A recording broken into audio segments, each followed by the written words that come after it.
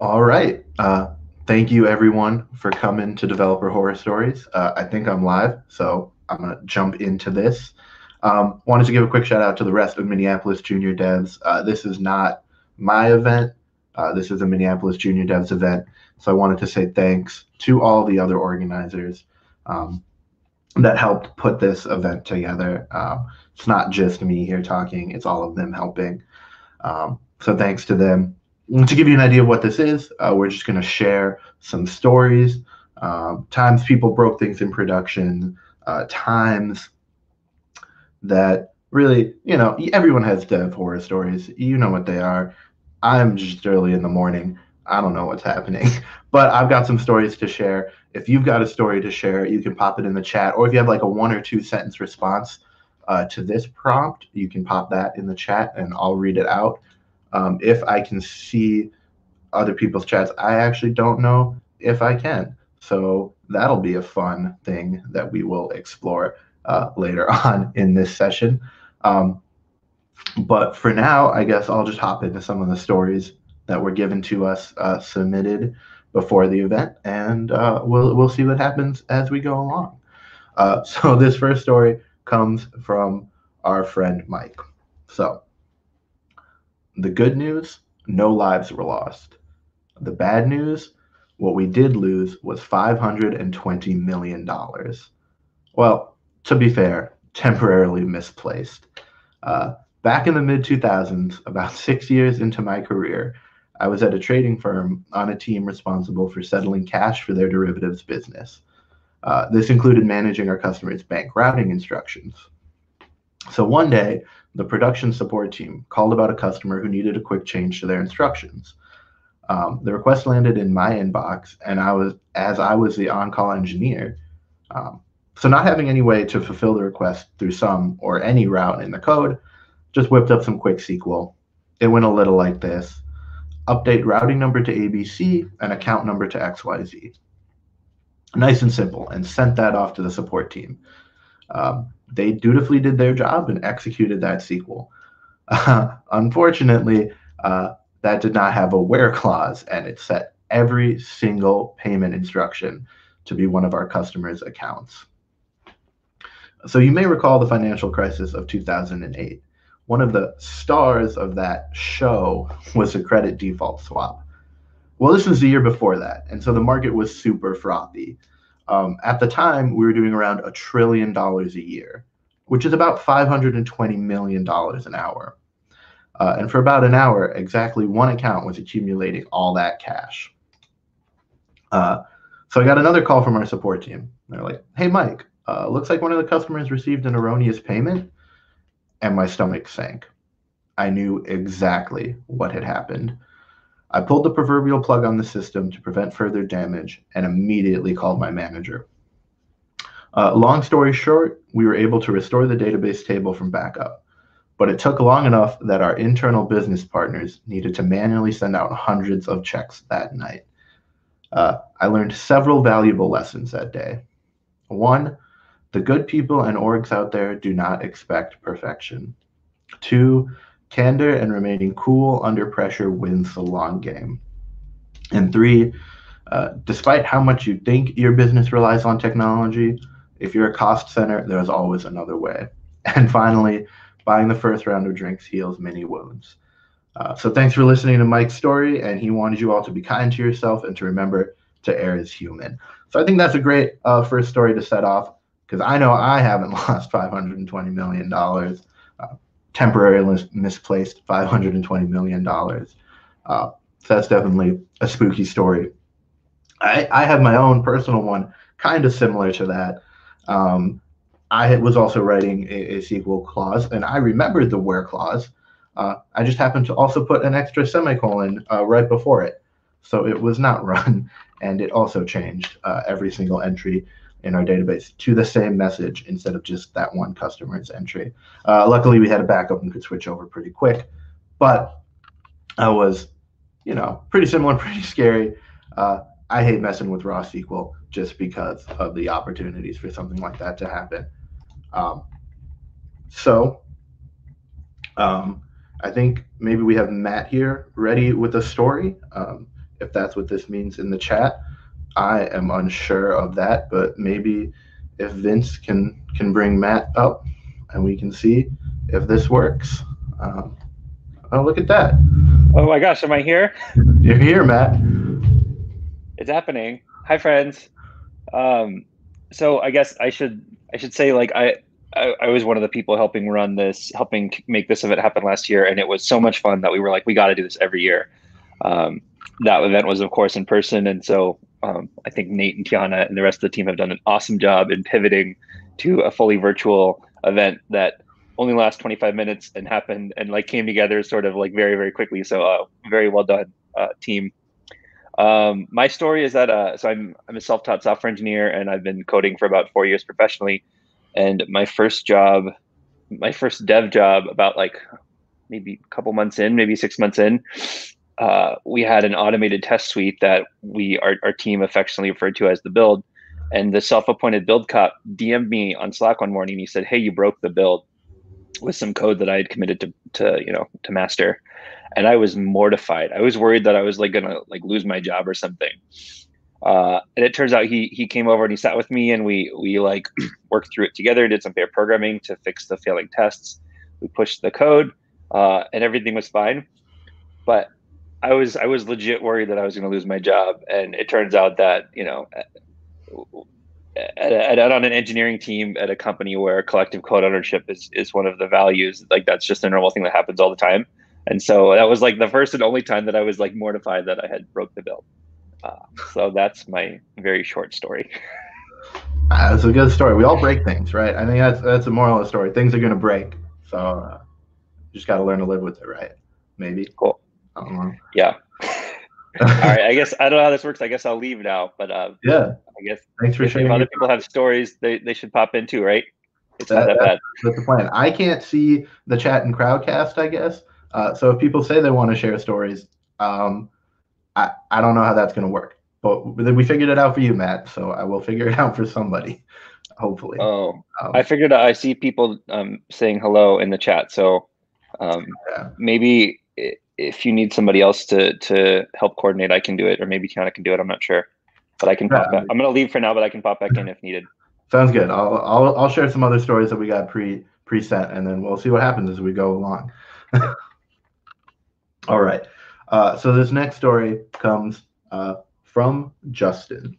So Justin was somewhat new to the command line in Linux and was working on setting up an open source phone server so that it could send voicemails to users' email inboxes. After some configuration, it was time to test the send mail command. So according to the internet, I was supposed to echo a string on the command line and then pass that into the send mail command. Tried to do that, and when I got an error, peppered in some sudos until the error stopped. Great. Feeling smart, I checked in my inbox and was surprised to find that there was no email. It turns out that instead of piping my output to send mail, I redirected it. The errors were trying to prevent me from overwriting the send mail executable with my text string, and the sudos overrode that, leaving me with one line text file where my send mail command used to be. It's a sad but all too familiar story.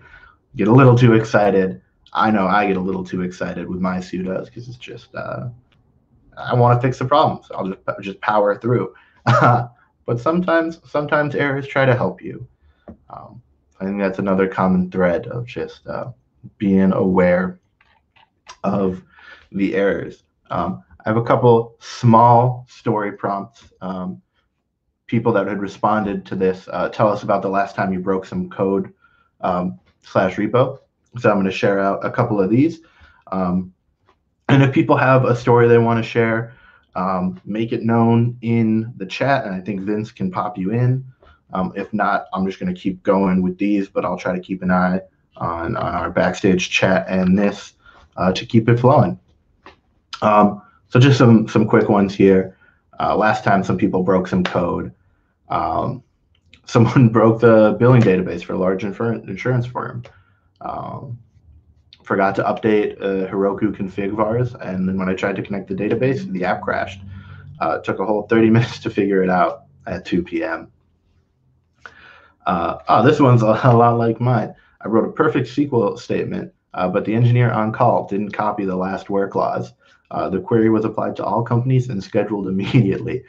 We took down prod in 18 minutes. That's pretty good. That reminds me of another time where someone accidentally sorted one of our really large tables in the database that probably should not have been as large as it was. And just by trying to sort that table, knocked out our database and took prod down. So that was a fun time on the team. Here we got someone who accidentally committed pushed code where the variable was off by one capital letter and broke the build for a hot second. It's pretty good. I gotta name those variables. Code editor auto closed a div I was trying to format, and it took an hour to figure out why grid didn't work. Yeah, sometimes the editors, man, they're trying to help, but just get in the way. Here's a common one. Accidentally wrote equals instead of equals in a conditional, and that took me 20 minutes to find. Yeah, assigning instead of comparing. That's a common one. This is an old favorite. We took this one from last year's, but accidentally pushed code with the console log pp poo poo to a repo that wasn't mine. We all put funny things in our test and then forget to take them out, and that's a pretty good one. If you tried to create a wedding registry on August 22nd, 2019, I'm sorry, that was me. Was a submission. I just want to say I did not break any wedding registries, but someone out there is apologizing if your wedding registry was gone. Let's see. Some more we got. This is a good one. Sent a clickable but non-functioning product button to production. That's also something I've done a million times. Looks great, doesn't do anything, but hey, it looked good, so that's good, right? Right. I don't know if there's anyone in the chat that wants to come up and share a story. Feels a little weird shooting blind here. Maybe next one I'll have to also have Crowdcast so I can see that chat. Or maybe if Vince wants to, Vince is inviting people. Cool. In the meantime, I'll share some other small stories. Oh, looks like people aren't taking us up on the invitation. That's cool. No need to share stories if you don't want to. We'll go. I'll pull up my second secret sheet of other stories. So we got this one. This is a good one. Vince wants to share. We'll let Vince share. Okay, so this is a bit of a complicated one, but I have a product on the market, and so I went through the whole circuit board designing process and got it into manufacture. This is slightly dev, slightly engineering, but the manufacturer did not follow the correct humidity controls for the LED. And so what happened is basically I got all of my circuit boards back, ran through all the software testing, tested every aspect of the board. Everything checked out fine. But what I didn't know is because they didn't follow the humidity controls, there was like a tiny, tiny bit of moisture that got trapped in these little LEDs. And so any international customer I had, because it was going through pressure differentials, would receive their thing and the LEDs would be just popped. And I had no way of testing this, no way of knowing this, and it became this whole like real painful thing to undo and send out new circuit boards to international customers. And so it's a dev engineering horror story for you. There you go. That was a fun one. Yeah, that was a pain. All right, I'm gonna get off. Everyone else should come on and share your story because, you know, like Nate said, he's all alone up here, and so you got the link in Crowdcast. So come on over here and share your horror stories. Hop up. I promise it's fun, and it's only a little weird talking to yourself. You get used to it pretty quick, or maybe I just talk to myself a lot, anyways. That could also be it. I don't know. It's been a long time here in quarantine. We're living life. It's great. Here's Another one that I like. I didn't realize I had locally changed config data. Got so excited about my code working and just yeeted a bunch of dev secrets straight into GitHub. That's a good story. And actually brings us to another one that is pretty similar here, a little bit of a longer one. So buckle up. Okay. So this is about a time that I released the entire code base for a production application, secrets and all, to public GitHub. It started off innocuously. My team had an API server that had a Ruby client that we wanted to keep up to date. We wanted to make sure that if there was an update to the app, we'd be able to keep the client code in sync. So I used a Git subtree. If you haven't used Git subtrees, they're super neat. Basically, you can tell Git to pretend that a folder inside a repo is actually its own Git repo and push the code places. So instead of having a separate repository for this thing that goes up on public GitHub, we had a repository that just pushed code there where people could get at it. It also meant that we could use GitLab CI for testing and publishing the gem. Pretty neat, right? The only problem was the code going the other way. Merging a subtree back into the repo was tricky. I'm not sure if it was me or someone on my team. At the end of the day, it doesn't matter. Someone, probably me, botched merging the subtree back in. And when we pushed the subtree, instead of just pushing the commits from the API client, it pushed every single commit we'd ever made to the project to the public GitHub. And then we didn't notice until 6 months later when someone forked it and made a pull request. It was a manual process without any kind of auditability. All that was left were the comments. But the push itself could have been anyone. Again, probably me. It was weird looking at the pull request. I could see that it somehow had a whole lot of commits in it. It didn't seem like anything changed, but suddenly there were 1,400 commits I couldn't account for in a project that had around 100 or 200 before. It didn't actually show up in the file tree, but if you looked at the commit history, somehow the whole project commit history was there. I spent about a minute staring at the screen in disbelief when I realized what had happened. I got up and looked around the open office space for my boss, walked over to him and was like, "Hey, we need to talk for a minute." At that point, I was pretty sure I was going to get fired. It was even worse than I thought. There wasn't just code in there. That repository had testing credentials for all of our environments, including some super users. It had API keys checked and unencrypted for other services. It had all sorts of stuff. And to my boss's credit, he didn't fire me. Suffice to say, I was pretty mortified that I had done such a thing. After some digging, we discovered that, thankfully, nobody had noticed. We audited logs for the API keys and found no unauthorized access. We ran some commands to remove the bad commits from the GitHub project. We reached out to the user who'd forked the project, and they kindly deleted it. We'd also rotated every single credential in the application, and I wrote a new gem that would store the secrets encrypted instead. I also wrote a script that looks at how many commits it thinks it's going to push before it tries to push it, and aborts if the push would result in a change of more than 5% of total commits in the GitHub repo. I'd like to say that this has made me a more careful and patient person, but truth be told, it hasn't. What it did do was reinforce in my brain that testing and verification is more important than anything, and that I should never do anything manually ever again. Whew, I feel good that I'm not them. I don't know what I would do if I pushed all of my company's secrets into a public GitHub. Good news, haven't yet. They seem fine. Seems like a great boss. Happy that they are doing well. Looks like we got another story coming in from the chat. This is again from Matt. I have a story that wasn't me exactly. A principal engineer on a team of about 20 took down prod for an entire afternoon. This is like the epitome of someone who's super experienced, a knowledgeable person on the team that a lot of people, myself included, really respected and admired.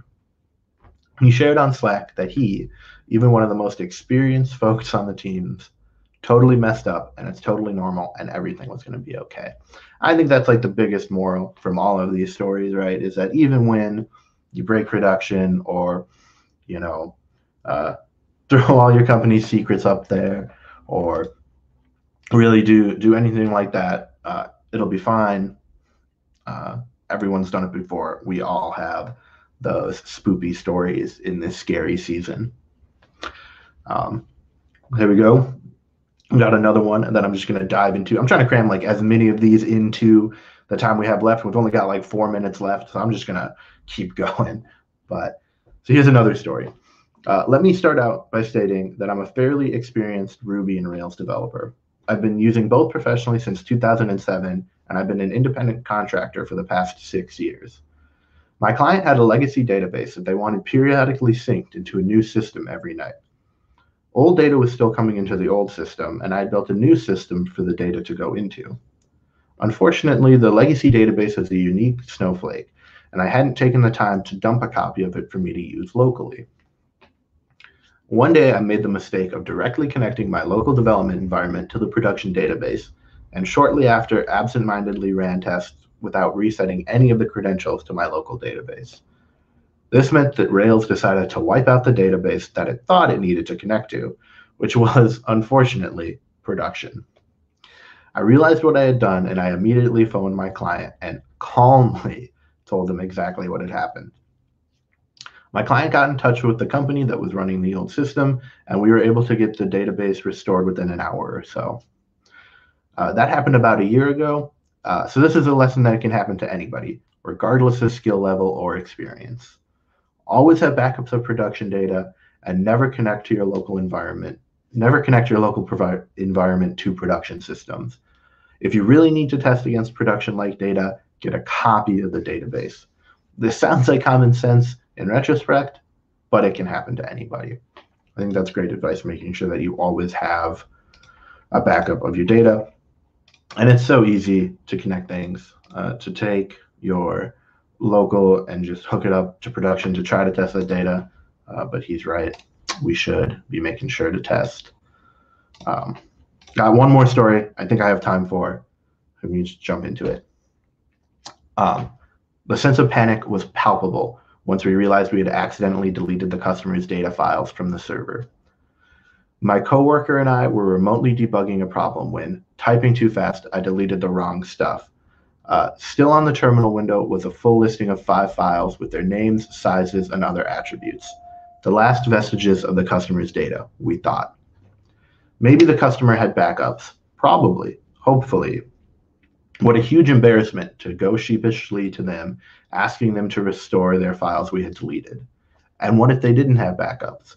That would be a harder conversation. But was there another way? It turns out there was. The deletes had not wiped the data from the freed areas of the disk. There was no setting to do this. This data was still there, only the references to the data had disappeared. Normally, this by itself would not be enough. But this esoteric system was using a type of file system which allocated contiguous areas of disk for each file, set up like this for performance reasons. So they were able to go in and, based on the file listings they had, create all those entries and link the files back to the disk. That's something that we wouldn't be able to do today. I kind of rushed into that story because I think Matt's got one more story, so maybe we can fit it in here. Hopefully, let's go for it. Hey, Matt, I think you're live. Oh, okay. I'm going to read this from another screen. This comes from Keisha, who's in the chat, but probably not in a situation to share this live. She says, back when I was an astronomer, I was making up our observing plans for a big radio telescope. So I did all the calculations, ran the numbers, double-checked with the software, and put it into the system. Then I did the same thing for the next set of observations on the same object. I forgot that the accuracy changes when you change frequency.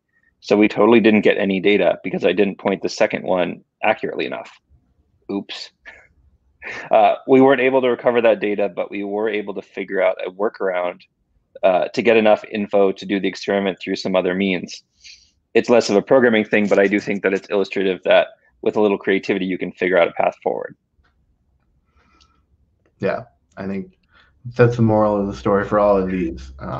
There's always a way forward, and there's always something you can do there. So I think maybe we're out of time. I'm not sure. I'm going to throw this slide up here real quick so everyone can see. This was, again, hosted in part by Minneapolis Junior Devs. So if you want to hang out with us more, you can go to our website. You can add yourself there. Great way to get involved in an open source project. If you want to be on our Slack, you can ask me or anyone else, or you can send us an email, minneapolisjuniordevs@gmail.com, and we can get you added to that Slack. I guess I've got one more from the chat. As long as I'm not being cut off, I'm going to go for. So from Mike in the chat, here's a horror story. On my team, 3 developers on the verge of retirement hold 30 years of institutional knowledge, and it's not being effectively passed down. That is definitely a scary story. I always think about, like, also, it's like the bus problem or whatever, where it's like, if your team got hit by a bus, like, could you survive with the knowledge of, like, the one person that was? Or I probably butchered what that actually is, but that made me think of that story. So yeah, I think that's the 25 minutes I have. I don't know. That's what I got. Those are the stories I got. But thank you for coming. You're super excited to be here and to share these stories, and hopefully give a spooky start to Minibar and to spooky season here in October, the best season of the year. Yeah.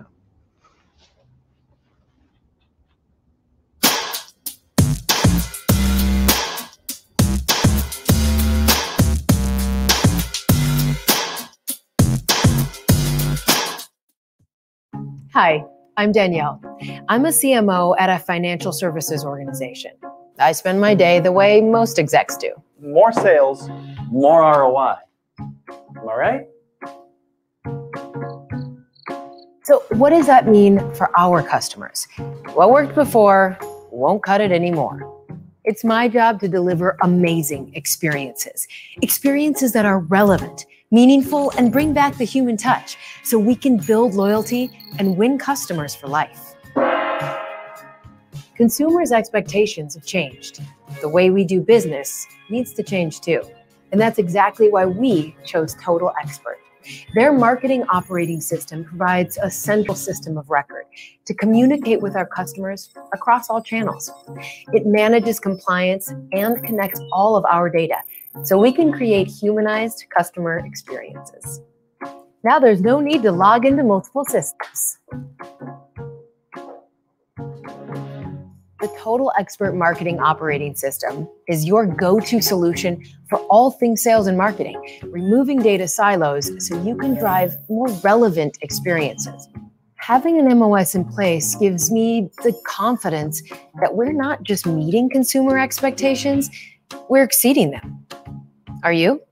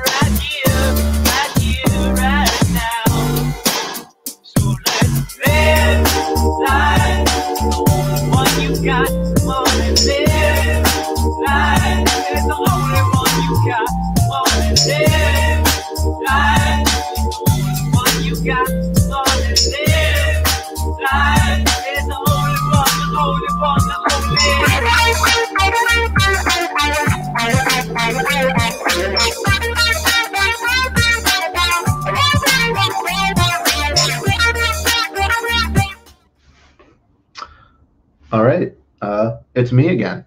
I think I'm live here again. This session is a community corner, and I'm going to be totally honest with you. I haven't really fully planned this out other than getting more coffee, so now I can be even more energetic. But I think the point behind this session was just to try to get some junior developers in the community chatting to talk about some things. And so I have a couple questions just to like help guide conversation, and I think we're going to try inviting people up to chat. Yep, there we go. If you're a junior dev and want to hit that, you can hop in and we'll just talk junior dev things, and I think other people can watch us talk, and if we have a lot of people interested, we'll try to rotate people out, and we're going to see how this works. But coffee was definitely my number one step. And I also pulled up a muted crowdcast so I can see the chat now. So that's exciting for me. But so yeah, I think the first thing that I kind of wanted to talk about was like what inspired your love of tech, or maybe what was like the first thing you built. So if anyone wants to kind of share what the first thing they built was, looks like we got someone here with me. I know who they are, but I'll let them introduce themselves to the rest of the group. I think you're live. I think people can hear you. Cool. Hi. Hi, Sarah. Hi. Not sure that I expected to come straight into being live, but good morning. Yeah. Morning, everyone. So I think now that we've got some people here, maybe we can start chatting. But yeah, what was the first thing that you built, or maybe something that inspired your love of tech? Or yeah, let's go with that. Well, either of you want to answer that, or I can go.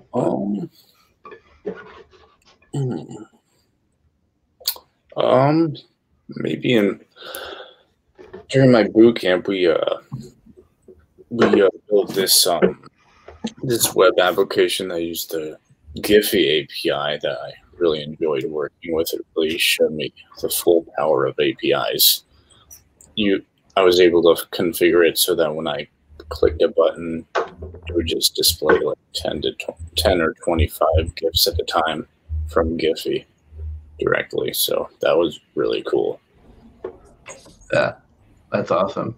And API projects are always great first projects. It's just fun to work with and see what you can do. Does anyone else have maybe Sarah? We'll go to you. First project or love of tech?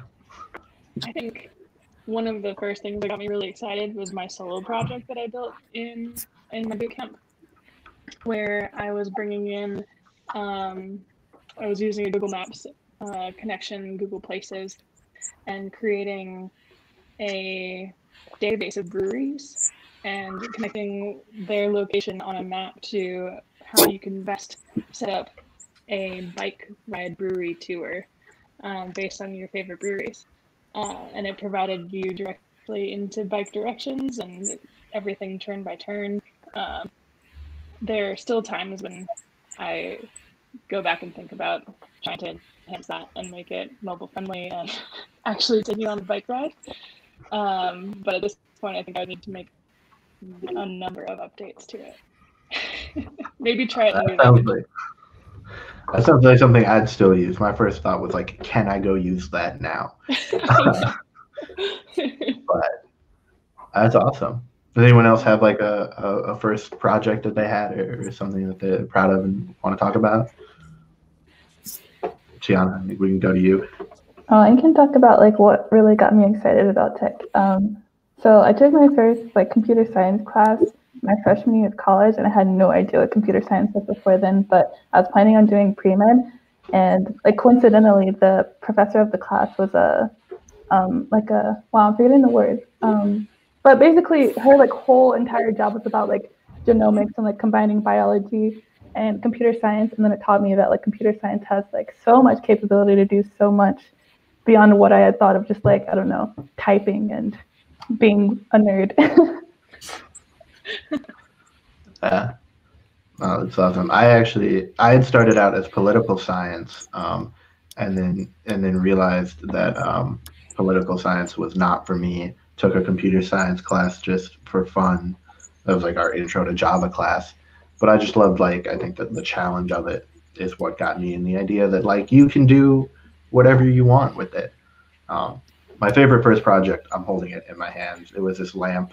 It's a lamp that has a touchscreen. It's like a Raspberry Pi in there. It's an IoT project. There's a app that I built for my phone to control it, and a little MQTT service hosted on an EC2 instance.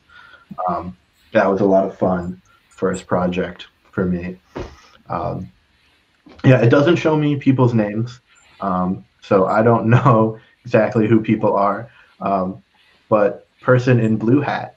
My name is Gus. I've met most people in here before. Hello. My first, I think, like, kind of substantial solo project is a little website that I made where people can share ideas for band names, which was kind of like a running joke with a lot of people I knew for a long time. It was really, I mean, it was exciting to kind of build something really on my own that was more or less my own idea. And then I had a lot of friends just like flood it with really stupid band names. One of my friends, I told him about it, and then in like 10 minutes he had put in 25 names that are like, I'm looking at some of them now, they're all like horrible puns. Like one of them is Difference 41,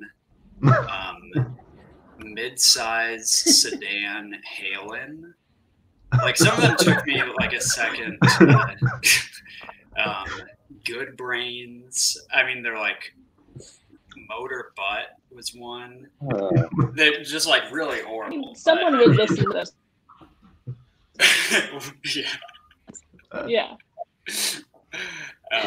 These are so great. Why not Motor Skull? It's the same body part. Well,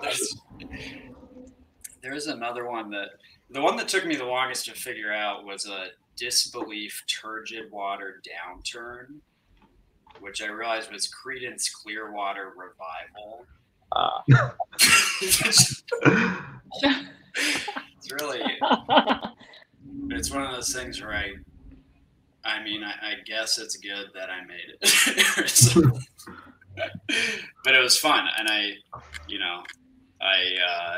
I liked making something that I guess people enjoyed in some way. Mm-hmm. Yeah. Well, I think those are like the best first projects, right? Like just the ones that like are just fun, and like you just did it because it was fun, and it was something like you and your friends could use. And I don't know, those are still, like, when I think back to like my favorite projects, those are the ones that stick with me. What about you, Matt? Oh gosh, I have a lot. But Gus, I feel like as you were talking about that, it made me think of the Wu-Tang rap name generators that are like exist from like the late 90s, early 2000s. Yeah. Like everybody's got a rap name. I feel like that's what Childish Gambino's name came from, if I recall correctly. I think so, yeah. Yep, totally. Too. My like first fun programming projects, I don't know. I mean, my brain immediately went to Microsoft Excel because I spent like 8 years as an analyst, like working professionally, doing a lot of essentially doing software development in Excel, and it's like trying to fit a square peg in a circle hole. And so it took me a long time to figure out that software development was the right career path for me. But I guess the first big project that I worked on once I had these newfound skills was rewriting OMG Transit. It was originally it's a real-time transit app that was written in like Ruby and Rails on the back end, and it had native, not native, but cross-platform Cordova iOS and Android apps. And it was just too much infrastructure for like a single person like me to maintain. And so I ended up rewriting it and making it just a web app and using React and Redux, like just straight up JavaScript web app. And I learned so much in the process that it was very like sort of reaffirming that like I had made the right career choice. Mm-hmm. I think that's always a good moment too, when you do something and like it's fun and you got it to work, and I think that like realization of like I'm happy doing what I'm doing right now. That's a feeling I love. I guess one of the other questions like we had thought about going into this session was like, what excites you most about like developing or being a junior developer for the people of us up here that are still junior developers. But I think like for me, I think the most exciting thing is that like there's still so much to learn, and also I can be in a job and not have like the huge expectations put on me that like I need to like have the answer to everything right away. Like I can kind of just be there to learn and explore and like have that freedom to like, if I break something, like in some of those dev horror stories earlier, it's not the end of the world. People expect me to break things, and I think I kind of like that part of being a junior developer, because I definitely still have no idea what I'm doing half the time. So that's good. Does anyone else have any like feelings about what excites them about being a junior developer? Or if people in the chat want to hop up, I think the link to join is still in there, so feel free to click that for people that are new also. But yeah, I just want to add to what you said, Nate.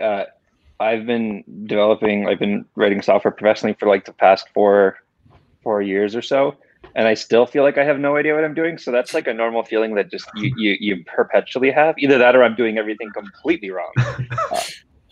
But it's just a perpetual feeling of discomfort with like learning, like not knowing how to use something and then learning how to do it and then implementing it. I feel like it's just like a repeat cycle.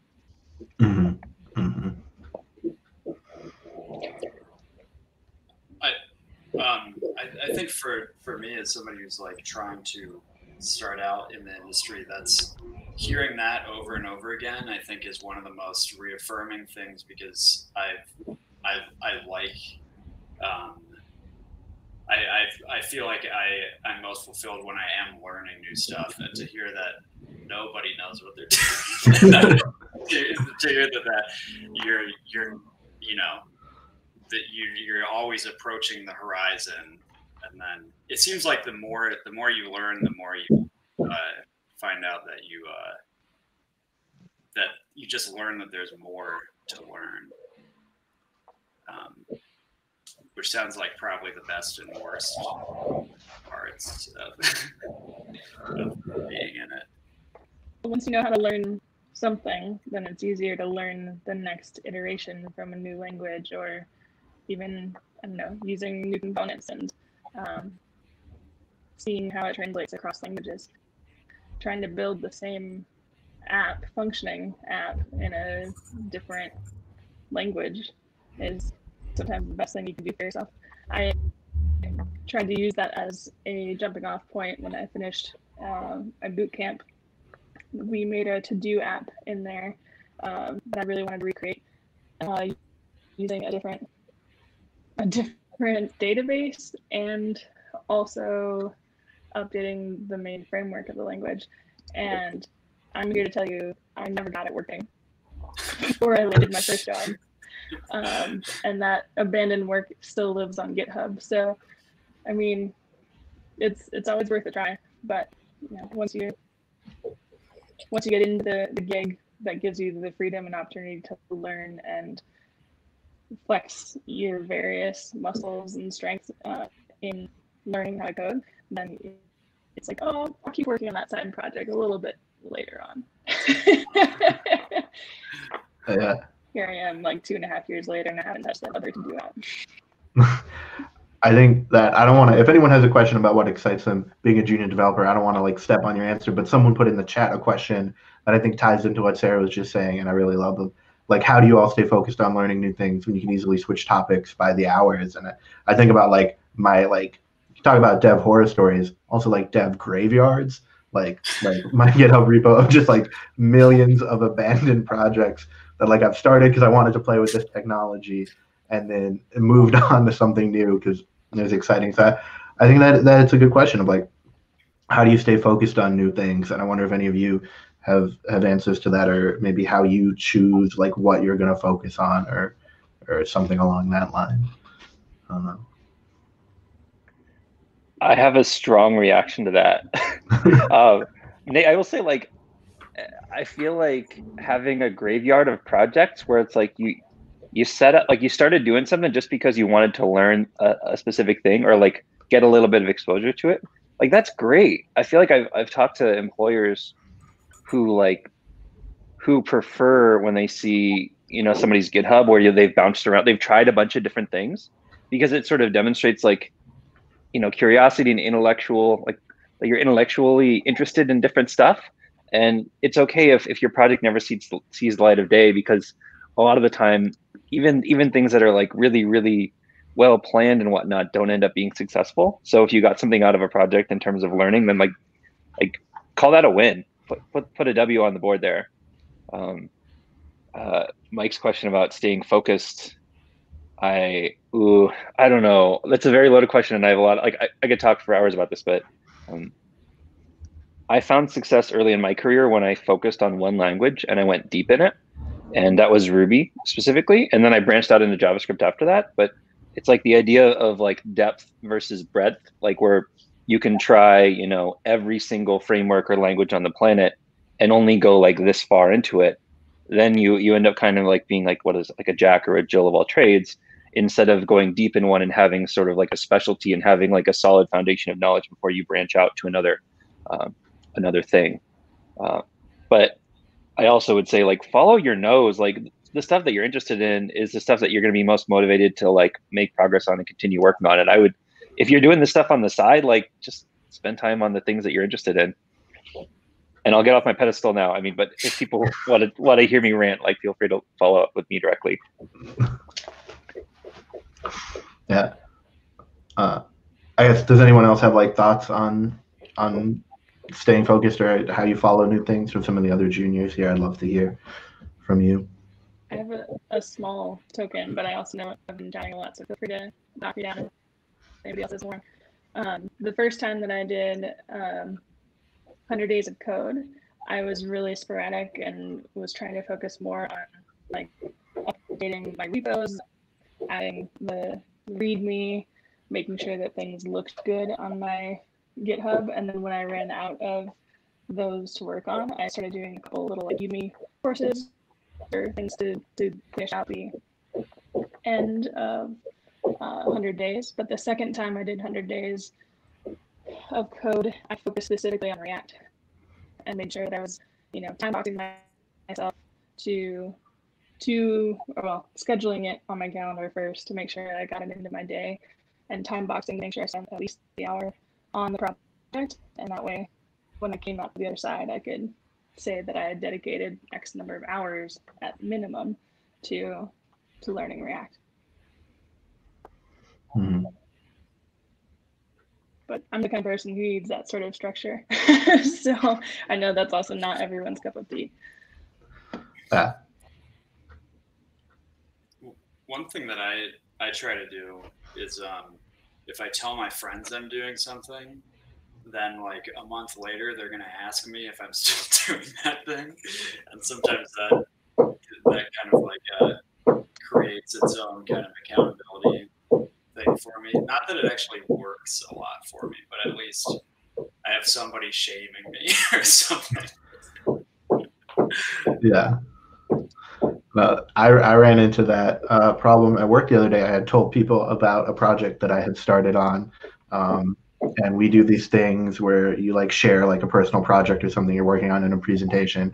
So I'd like told my manager about this project I had been like started working on, but then kind of stopped. And he reached out the other week. He's like, "Hey, next week you should talk about that project." And I was like, "Oh, I have to work on it again now because I have to talk about it." So I'm with you on that. I think for me, like telling other people what I'm working on helps me follow through too. Yeah.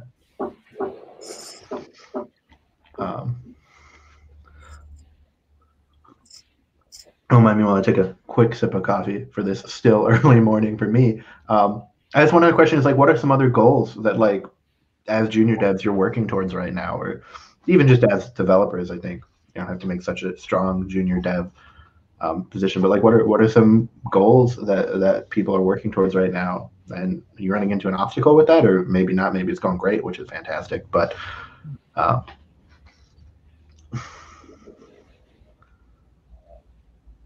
anyone have any junior dev goals? Or in the chat too, I'm keeping an eye on that as well. So feel free, if you're not even up here on stage, to put something in the chat and I can read it out for you.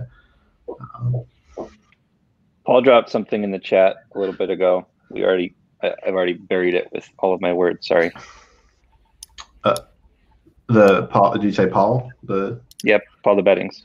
Oh yeah. It looks like Paul said, as a recruiter, that he wants to see, as a recruiter who is still working on his deck for his 11:30 session. I think that's an important note here. Because he wants to see whatever you're working on, the why, the how, the thought process. Yeah, I think that's an important thing to remember too, like thinking through all of those questions when I start on a project. Another one I'll pull up from the chat here, Mike is working on getting AWS certification through the certification challenge they're running.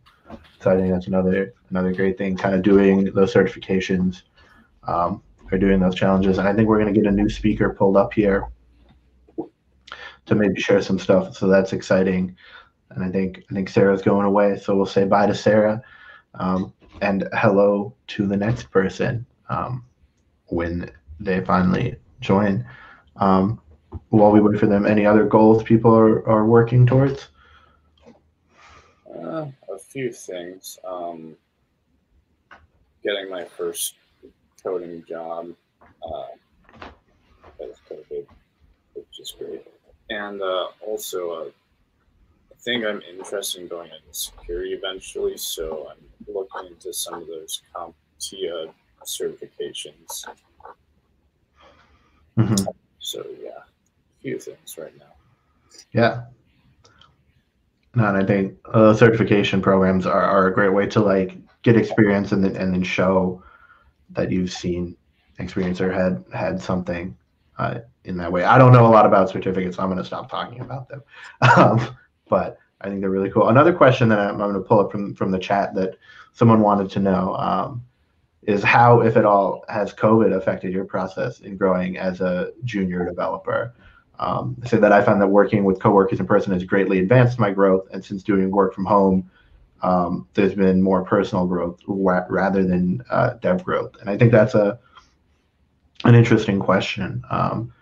I know, like, for me, I'll put my answer out there quick. I think I've grown a lot as a dev just because I've kind of been forced to like answer my own questions a lot more. I think I've relied less on other people because they're harder to get to in Slack. You know, I can't just walk up to their desk and be like, "Hey, this is broken. Why, please help?"